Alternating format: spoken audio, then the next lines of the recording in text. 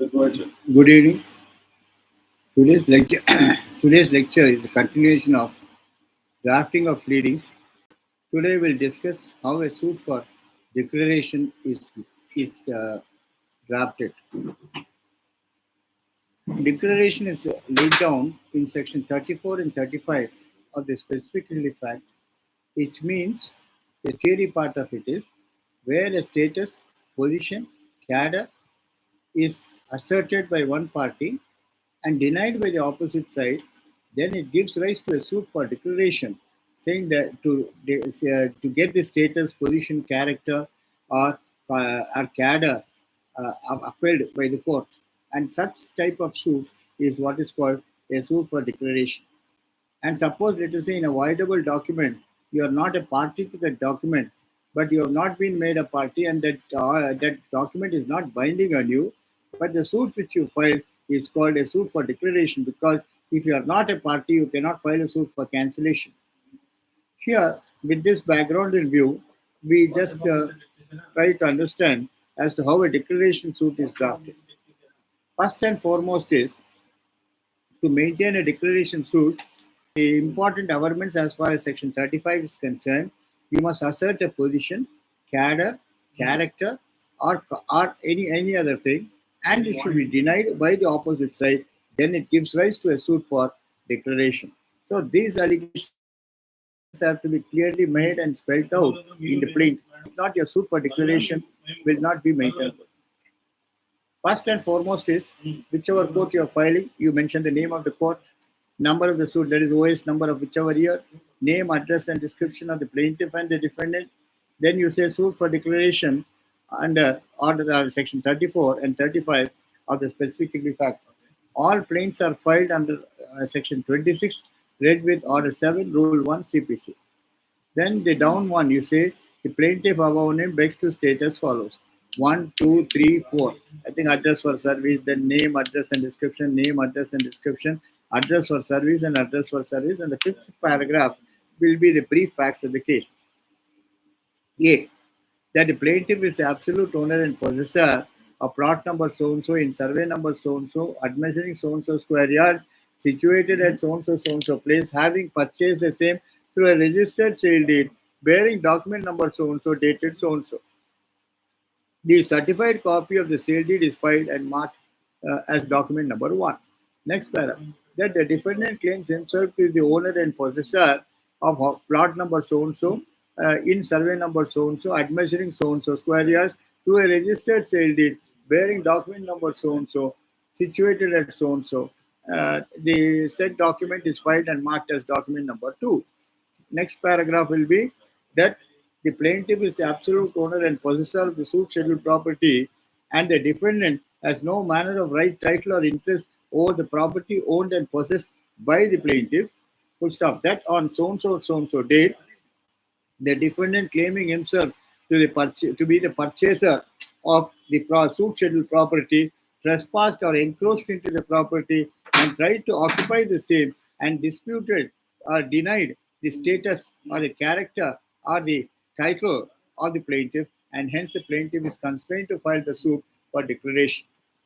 Next, in view of the denial of title, the plaintiff is also constrained to seek the relief of declaration and along with the confirmation of possession over the suit scheduled property. Next paragraph. Then on so and so date, the plaintiff, through his legal notice, called upon the defendant to desist from his acts of denial, and the defendant received the notice but did not send any reply. The office copy of the notice and the postal acknowledgements are filed and marked so and so. Next paragraph. Cause of action for the suit arose on so and so date when the defendant started asserting his title over the suit scheduled property and disputed the title of the plaintiff, and in spite of the several protests, and therefore the plaintiff was constrained to file the suit. And also on so and so date, when the plaintiff, through his legal notice, called upon the defendant to desist from his illegal acts, and the defendant did not do so. Next para is this honorable court has jurisdiction to try this suit as the suit scheduled property is located at Kisara within the jurisdiction of the Malkajgiri courts. Next para is The suit is valued for the purpose of court fee and jurisdiction at rupees so and so, and a court fee of rupees dash is paid under section 24D of the TSCV Act. Suppose you are in possession, you can ask for pay the court fee under section 24A.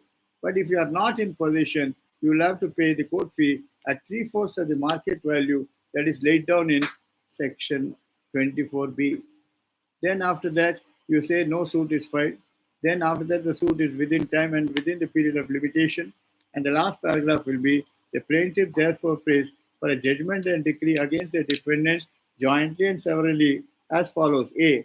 For declaration of title and confirmation of possession in respect of the property bearing number so and so, situated so and so, covered by the suit scheduled property.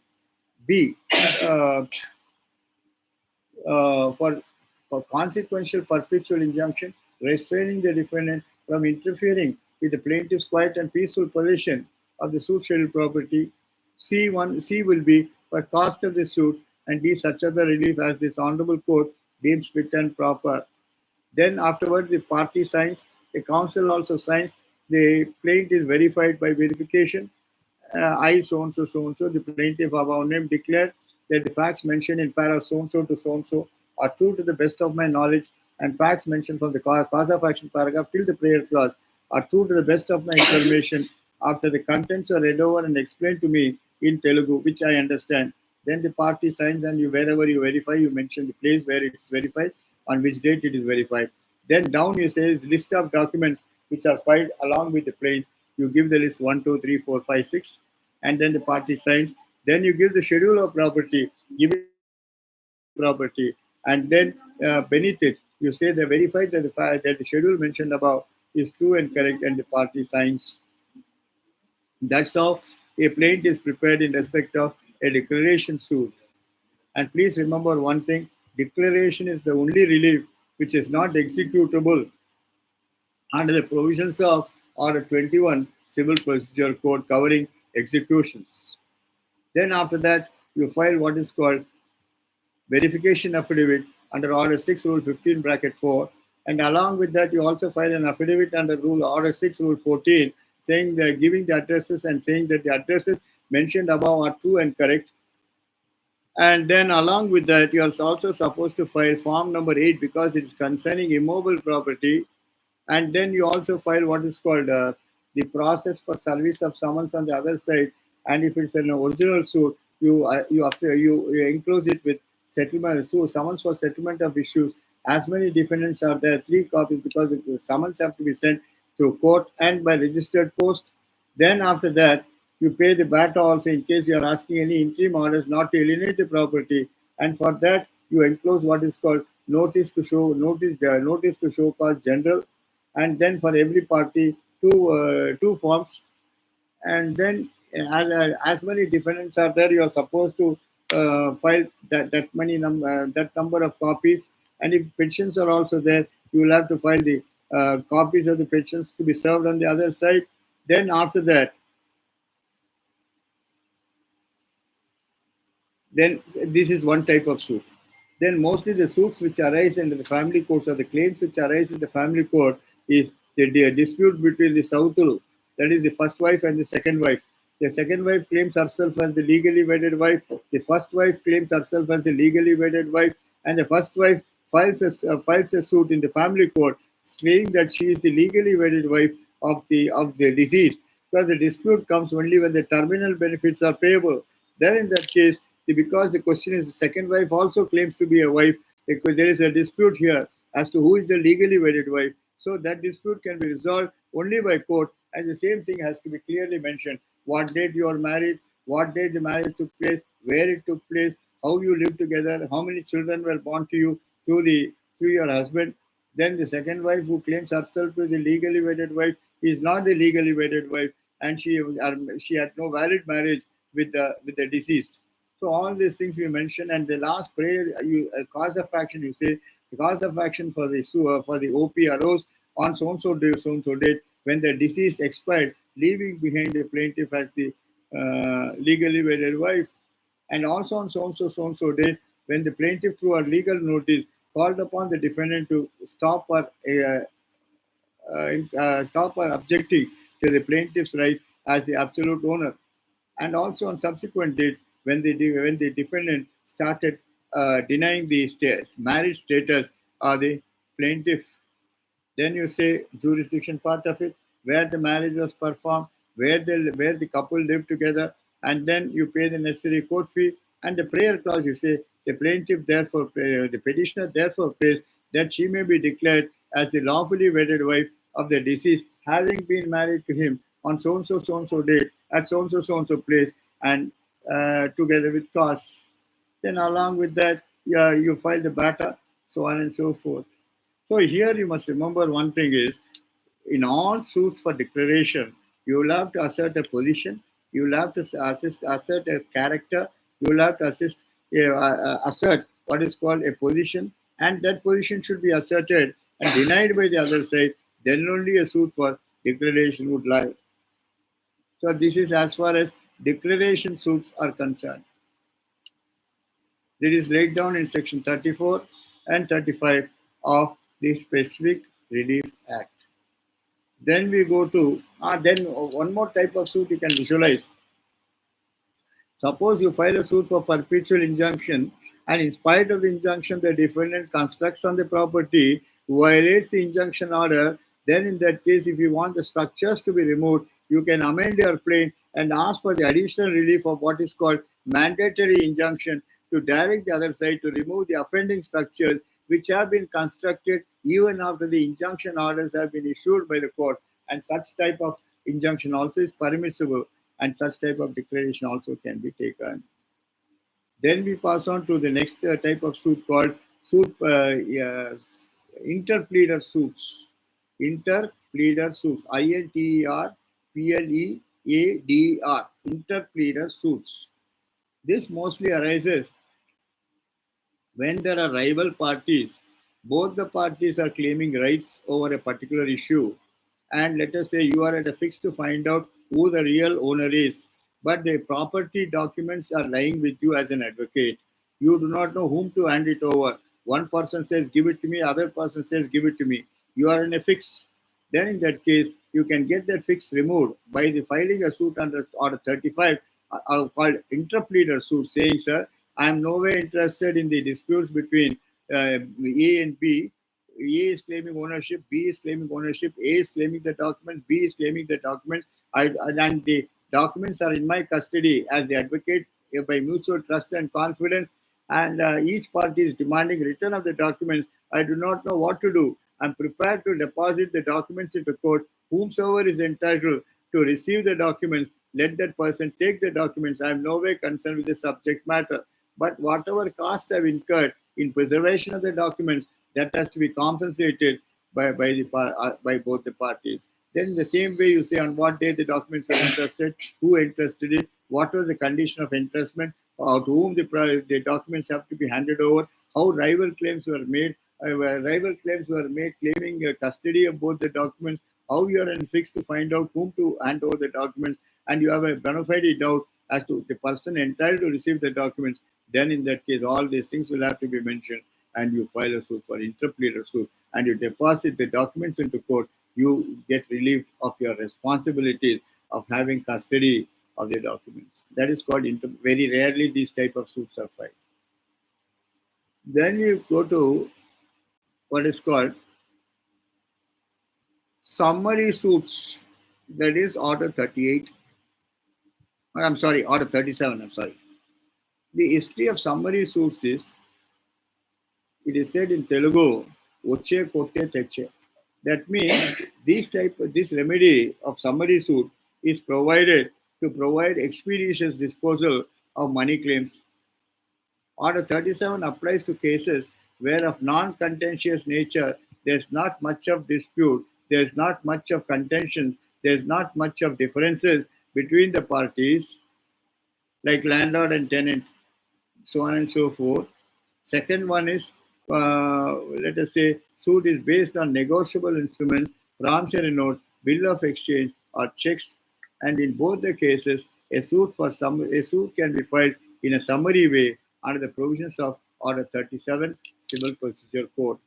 The history of Order 37 is earlier Order 37 was applicable only to the presidency towns like Chennai, Mumbai, and Kolkata. But in 1976, their Civil Procedure Code was amended, whereby they made the summary suits applicable even to provincial cities. That's how it came to be implemented in almost all the cities. You have Order 37. Here, when the procedure, how a summary suit is drafted is same thing like a money suit. But what you have to, the procedure is very, very important. That on so and so date, the defendant borrowed and received a sum of rupees 5 lakhs from the plaintiff as hand loan and executed a promissory note and receipt in favor of the plaintiff. The promissory note and receipt are filed and marked as document number 1. Next para, that in spite of several demands and requests, the defendant has not paid the suit amount, and therefore the plaintiff, through his legal notice dated so and so, called upon the defendant to pay the suit amount, but the defendant did not pay so or did not give any reply. Office copy of the plaintiff's legal notice along with the post acknowledgement are filed and marked as document number 3 and 4. Next para. Cause of action for the suit arose on so and so date when the defendant availed the hand loan from the plaintiff and executed the promissory note and receipt in favor of the plaintiff, and also on so and so date when the defendant was called upon to pay the suit amount and the defendant failed to do so. And next para is, this honorable court has jurisdiction to try this suit as the suit is in the nature of a summary suit covered by a negotiable instrument, that is the promissory note and receipt, and therefore this court has got jurisdiction to try this suit. Next para will be, the suit is valued for the purpose of court fee and jurisdiction at rupees so and so, and a court fee of rupees dash is paid under section 20, read with schedule 1, article 1b and c TSCB Act. Then next para is, the plaintiff declares he has not filed any suit in respect of the same cause of action in any court, and nor any suit is pending. Last para will be, the plaintiff therefore prays for a judgment and decree against the defendant for recovery of rupees so and so due and payable by the defendant under the promissory note or under the check they are dated so and so. Then B is for cause of the suit. Then the plaintiff signs and the counsel signs. It is verified at a particular place. Then afterwards, the list of documents which are relied upon will be mentioned, and then the party signs and the schedule. And if there is immovable property, then you mention the schedule. If not, you don't mention the schedule. Then the docket is prepared. Then along with that, you prepare the verification affidavit, and you also prepare what is called the Order 6 Rule 14. Give the addresses of the parties and say that the addresses mentioned above are true and correct. And along with the suit, you pay the BATA, or what is called the process under Form 61 of the Civil Rules of Practice for issuance of summons to the opposite side. And also, there are special forms for summary suits. You will have to get get the printed form, or you must see the Civil Rules of Practice and type the forms, and then you pay the. And in case you ask for any attachment, you have to file an IA for that, and then along with the show cause general. And next one is the list of documents. You find it on the form number 51 and mention the documents and furnish extra copies of the plaint as well as the petition or the documents which you rely upon to the opposite, for the opposite side. Then pay the summons as far as the suit is concerned through court and registered post.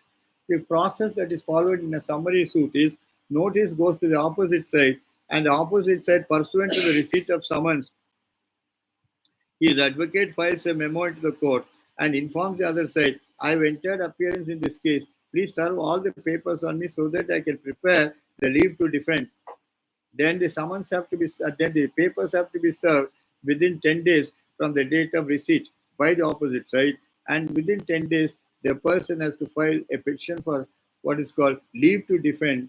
They defend the suit by spelling out his defense and filing the necessary documents, and then the court embarks on an inquiry, hears both the sides, and if the defendant has got a triable defense, the court grants leave, and the defendant can contest the suit and then file his written statement and also fight it out. But if the court finds that the defendant has no case, leave is refused.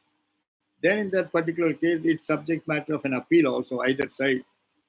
Then the question is, within 10 days, a summons for judgment has to be served on the defendant, and within 10 days, the defendant has to file a leave to defend, and then also spell out his defense, and the court has to hear both the sides and then pass a judgment whether leave can be granted. Please bear one thing in mind: as far as summary suits are concerned, defending a suit is not a matter of right; it is a discretion of the court whether to grant leave or not to grant leave.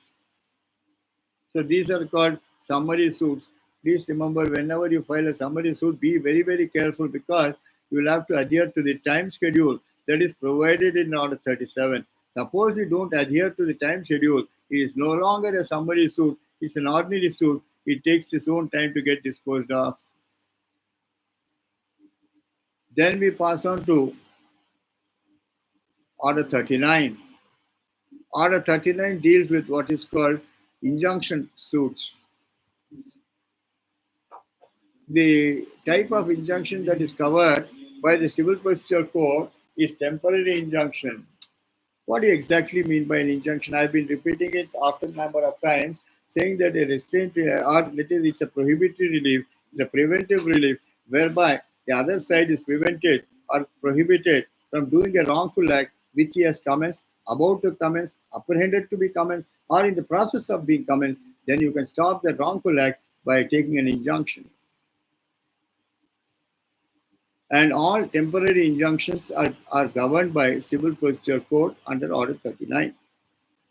Then what are the ingredients you have to satisfy for grant of injunctions, sir? Number one, prima facie case. Second one is balance of convenience.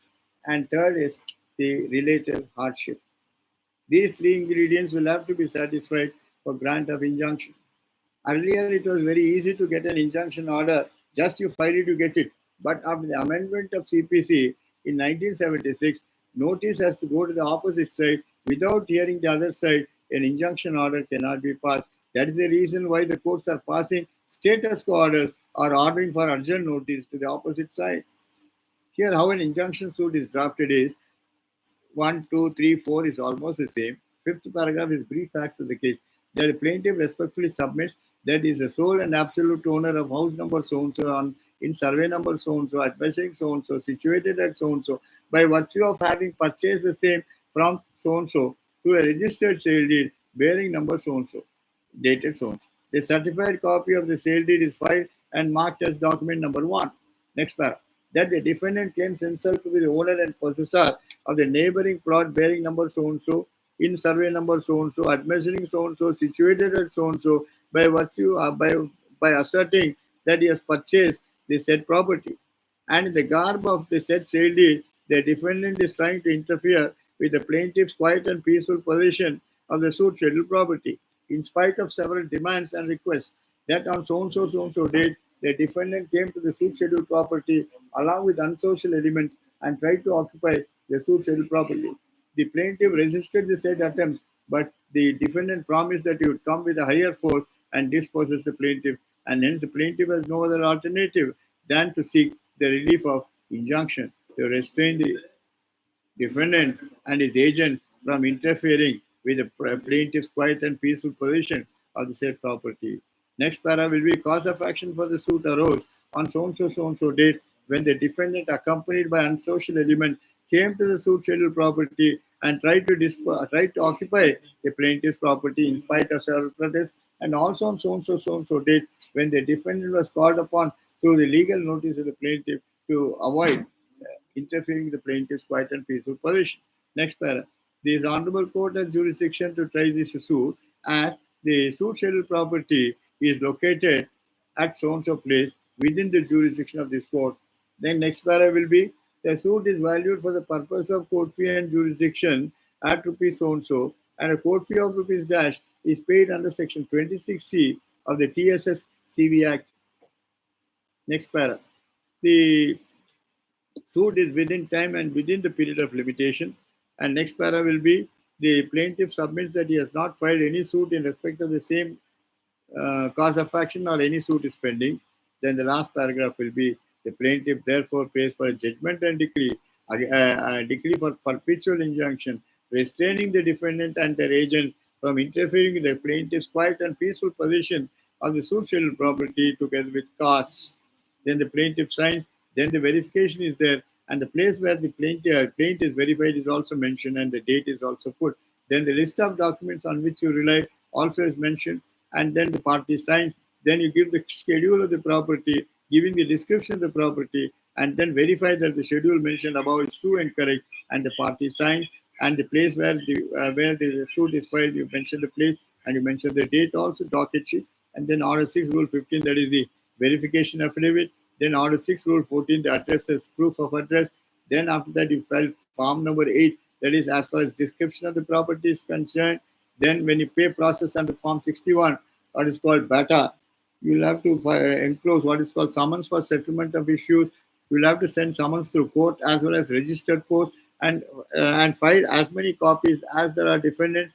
And if you're asking for any interim relief, you file the process under form 61, and also enclose along with that duplicate summons, notice to show cause in duplicate. As many parties are there in duplicate, you have to file, and then as many defendants are there, so much of copies also you have to supply, and all claims will have to be filed in duplicate, and one extra copy has to be given for the purpose of scanning and for the computer. And all the papers, including the plaint, material papers, your affidavits, so on and so forth, including the documents, have to be served on the other side. So that is as far as an injunction suit is concerned under Order 39.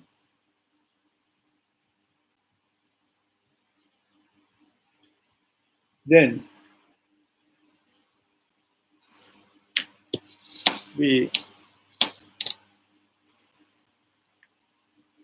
go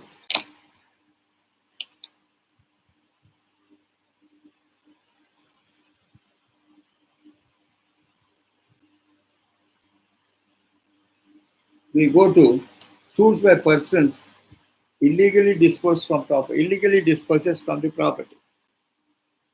Suppose, let us say, you as a tenant, you are in lawful possession of the property, but the landlord taking law into his own hands with the help of the mafia or unsocial elements dispossesses you from the property which you are occupying. You have been regular in payment of rent. You have not violated any terms of the tenancy, nor committed any act which is in contravention of the lease executed in your favor.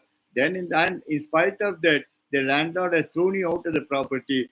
Then there is a summary remedy open to you under section 6 and 7 of the specific relief act, which says within 6 months from the date of disposition, on proof being shown that you are in possession, either two, the court can direct you to be put back into possession, and that is a summary remedy that is available under section 6 and 7 of the specific relief act.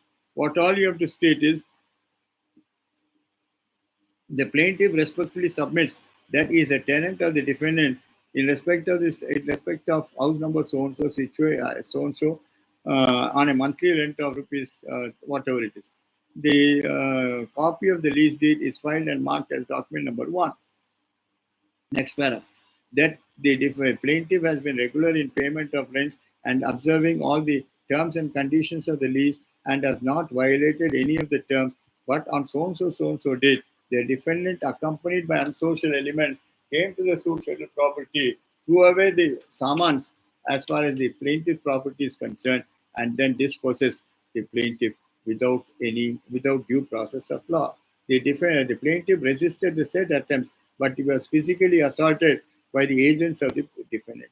And since the plaintiff was in actual possession till the date of his illegal disposition, he is entitled to file the present suit asking to be put back into the same position as it prior to his illegal disposition. Then next para is cause of action for the suit arose on so and so date when the defendant, through his unsocial elements, entered into the suit scheduled property and summarily dispossessed the plaintiff through force, and also on subsequent dates when the plaintiff has been out of possession, and hence the present suit. Next paragraph. This honorable court has jurisdiction to try this suit as the suit scheduled property is located at so and so within the jurisdiction of this court. Next para will be the suit is valued for the purpose of court fee and jurisdiction at rupees so and so. That means whenever you pay court fee, you will have to pay on the annual rental value as required under section 40 clause 2 and then pay the necessary court fee. Next para is the plaintiff further submits he has not filed any suit in respect of the same cause of action in any court, nor any suit is pending. Then the last paragraph will be the plaintiff therefore pays for a judgment and decree against the defendant for a for to be put back into possession of the suit scheduled property from which the plaintiff has been illegally dispossessed from the property. Next paragraph is for cost of the suit. But prior to it, you say the limitation paragraph, the suit is within time and within the period of limitation as it is filed within 6 months from the date of the illegal disposition. Then the list of documents, whatever you have got, you file it, then you sign it, then after that you give the schedule of property with the boundaries, and then sign it and verify the schedule. Then file form number 61, that process form for summons to the other side in triplicate. It has to be sent through court and registered post, and the copies of the plaint also has to be enclosed. And then any interim order you ask, that is not to let out the property to any third person. Then you file the summons form in that is notice to general cause, notice to show cause general in duplicate, and then provide the copy. And then after that, you whatever documents you rely, you file it under form 51, list of documents, fill it up, and furnish extra copy of the documents to the opposite side. And this is a procedure as far as suits by persons who have been illegally dispossessed from the property. That is section 6 and 7 of the specific relief act.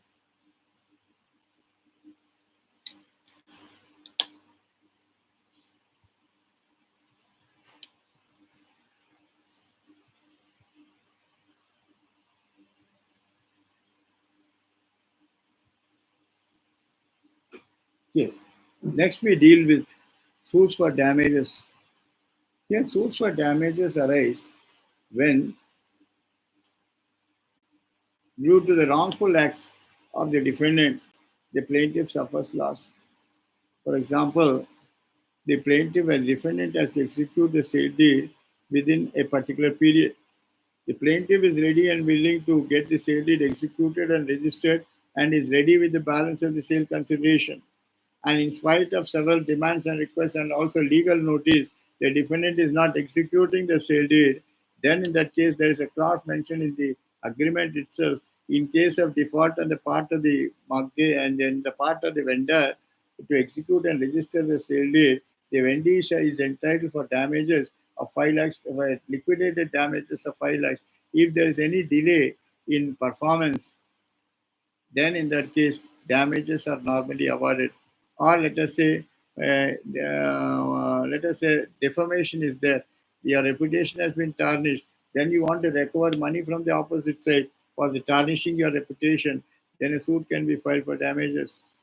Then the same reliefs you mentioned, you say that you have been in possession, you are in so and so. Then as per the terms of the agreement, these are the clauses, and that the defendant did not execute and register the sale deed in spite of several demands. And as per clause number so and so, in case the plaintiff does not do it, in addition to specific performance, he has to pay liquidated damages at the rate of so and so to the plaintiff. Then cause of action arose on the date of agreement and also subsequently when the defendant violated the terms of the agreement and did not execute the sale deed and consequently resulted in damages to the plaintiff and which was fixed at 5 lakhs as liquidated damages in the agreement itself. Then the suit is valued for the purpose of court fee and jurisdiction at whatever damages you're claiming, and a court fee of rupees dash is paid under section 20, read with article 1 B and C TSS CV Act. Then after that you say no suit has been filed in respect of the same cause of action, nor any suit is pending. The last paragraph will be the plaintiff therefore pays for a judgment and decree against the defendant as follows. A. For damages of rupees so and so from the defendant due to defamation. B. Exemplary damages for loss of reputation, integrity, and character in the society. And last one is cost of the suit. Then the party signs, it is also verified. Then list of documents, whatever documents you're relying upon, you mention the list, and then the party signs, the council also signs, and the place where it is filed, you mention the place, and the date on which it has been filed, you mention the place. Same procedure is followed. Then you have to pay the process under Form 61, and also file the summons forms in triplicate. You should get the summons sent by registered post as well as to court, and any interim relief you ask, you pay the BATA for that, and also enclose along with that the summons to notice to show cause general in duplicate, and furnish as many copies as there are defendants, and list of documents also has to be furnished to the opposite side, and they are entitled as a matter of right. Then same things are verification affidavit for Order 6 Rule 14. That is the address, mention the addresses and say that the addresses mentioned above are true and correct. And then after that, you file it in the court. This is how a damages suit is filed. Then I think along with the till now we have completed about 25 plaints. Now we go to the next one.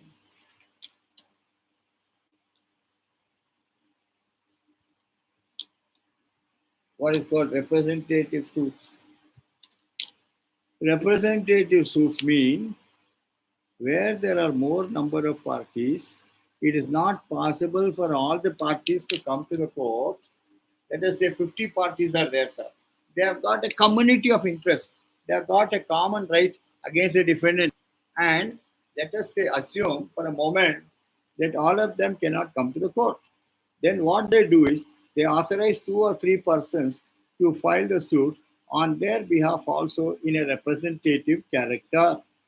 And whenever a suit is filed, it is filed no doubt under Section 26, read with Order 7, Rule 1, CPC. And then you mention all this description, everything.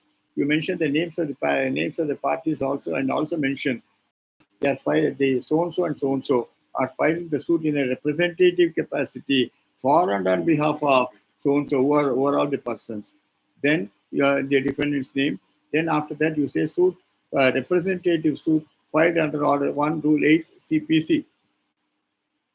All the necessary particulars you mention in the brief facts of the case, and you say the cause of action, then court fee, then what is called jurisdiction, prayer, so on and so forth.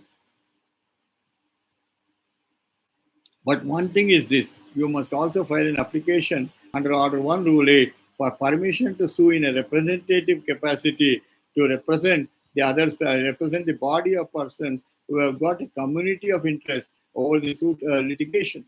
And then once permission is granted, you can sign for and on behalf of the body of persons whom you seek to represent.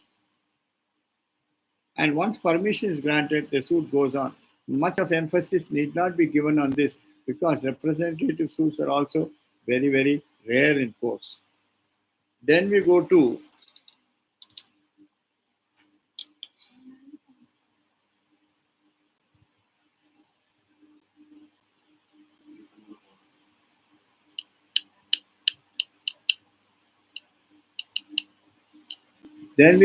suits for adverse possession. Please remember, normally, I'm sorry, we'll deal with rectification. Rectification suits are normally filed under Section 26, Section 26 of the Specific Relief Act 1963. Whenever there are errors, whenever there are omissions, whenever things are wrongly mentioned, instead of Srimati, the word Sri is mentioned. And the schedule of property, instead of 91 by R, survey number 91 is mentioned. Instead of 15 acres, 5 acres is mentioned. Or the boundaries are not correctly mentioned in the parent document. Then in that case, you want it to be corrected. The proper remedy is to file a suit under Section 26 of the Specific Relief Act before the concerned court and get the entries rectified. Here, you first and foremost you have to state is so and so document is there. These are the errors which have occurred in the parent document, the errors are mentioned below. Instead of Sri, the word Srimati may be substituted. Instead of 91, it may be substituted as 91 by R. And instead of so and so may be substituted. Whatever corrections you want to make, you can mention it. And suppose there is a deletion of entry in the revenue records, you want your name to be recorded and the names of the other people which has been wrongly mentioned to be deleted, then you will have to file a suit for rectification. Normally, these type of suits are arising now very often because in Telangana, the previous government was playing along with the rights of the party, rights of the farmers, and in the name of Dharani. And there are wrong entries also mentioned. The name of the Akramanadar or the possessor was not correctly mentioned, and the Pahanis, the entries were not properly mentioned. In that case, if you want it to be corrected, the only remedy is to file a suit for rectification, file the parent document and say how it has been wrongly mentioned, what it should be mentioned, so on and so forth. That is called a rectification suit. And the court fee which you pay in respect of a rectification suit is only 15 rupees as far as section 43 of the Court Fees Act is concerned. Much of explanation is not required as far as rectification suits are concerned.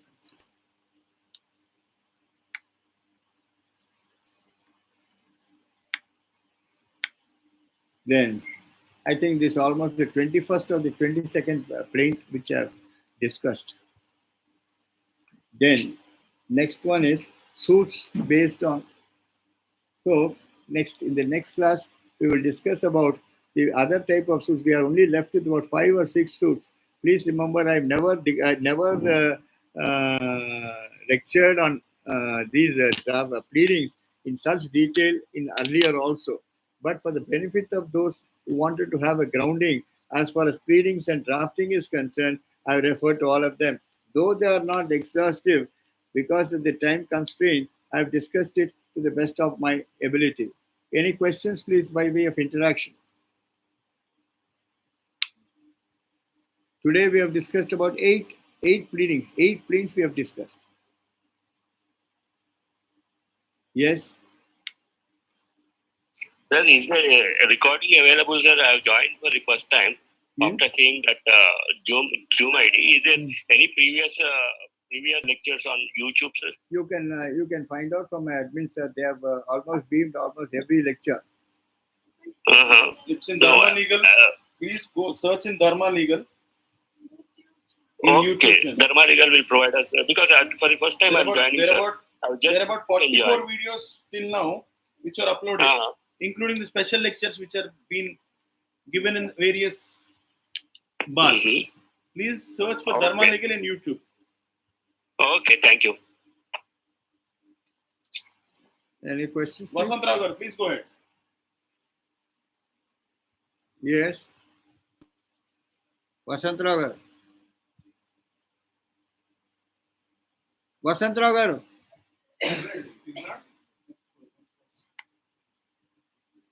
All right, anyone? Anybody else? Hello. Yes, Mr. Vasant Rao. Please go ahead, sir. Sir. Tell me, sir. Sir, one person lent some money to his in-laws. Yeah.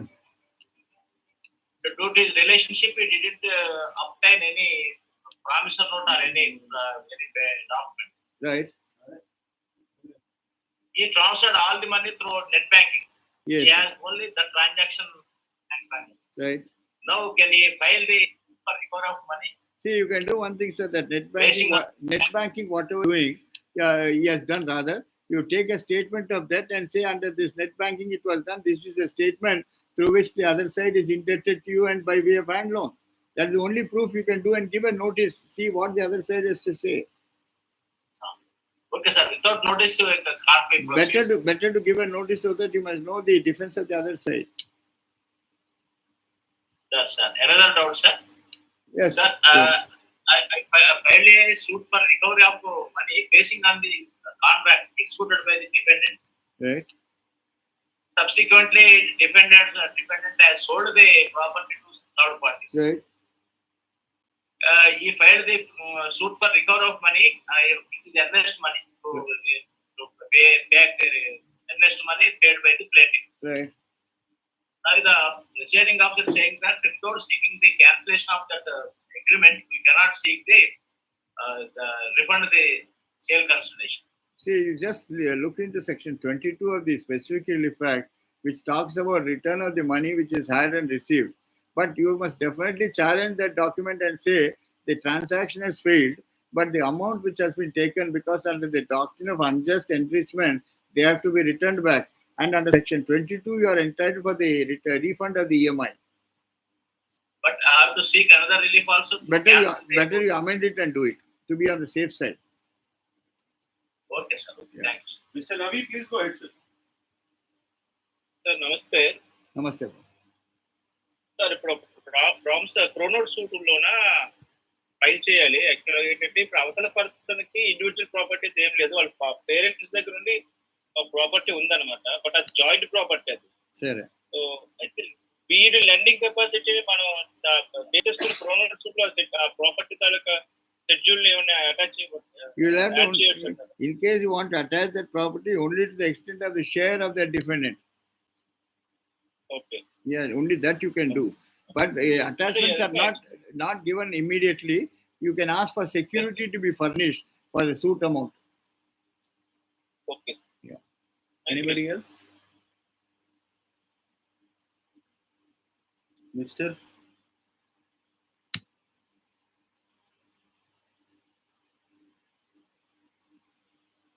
What is up? Sir, good evening, sir. Good evening, sir. Sir, ఈ suit for perpetual injunction లో sir actually ఇది ఒక 100 yards plot గురించి sir. Okay. Government has been allocated to one person in 1995. Right. To 22 వరకు ఆమె position లో ఉన్నది suit వేసే వరకు. సరే.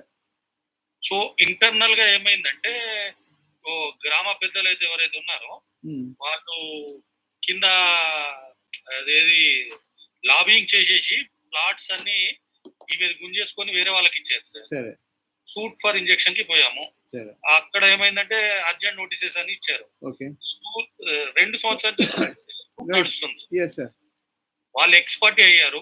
ఆ తర్వాత సెటిసైడ్ వేసుకొని వాళ్ళు సూట్ లో డబ్ల్యూఎస్ వేసారు. దాంట్లో కన్ఫర్మ్ చేశారు సార్ ఏమని, ఈ ల్యాండ్ ఏదైతే ఉన్నదో మేము తీసుకున్నామో ఆమెకు అలొకేషన్ చేసిన ప్లాట్ మేము వేరే వాళ్ళకి ఇచ్చేసాం, మీకు వేరే ప్లాట్ అలొకేషన్ చేసామని డైరెక్ట్ డబ్ల్యూఎస్ లో వాళ్ళు ఒప్పుకున్నారు.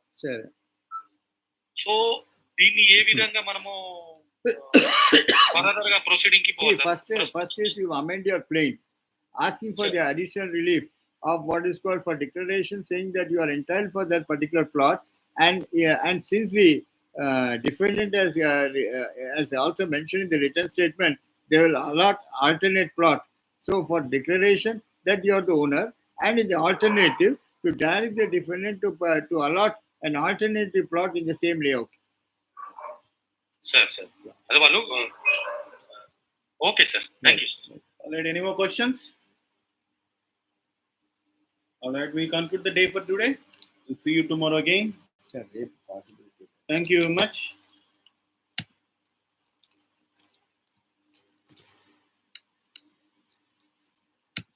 In this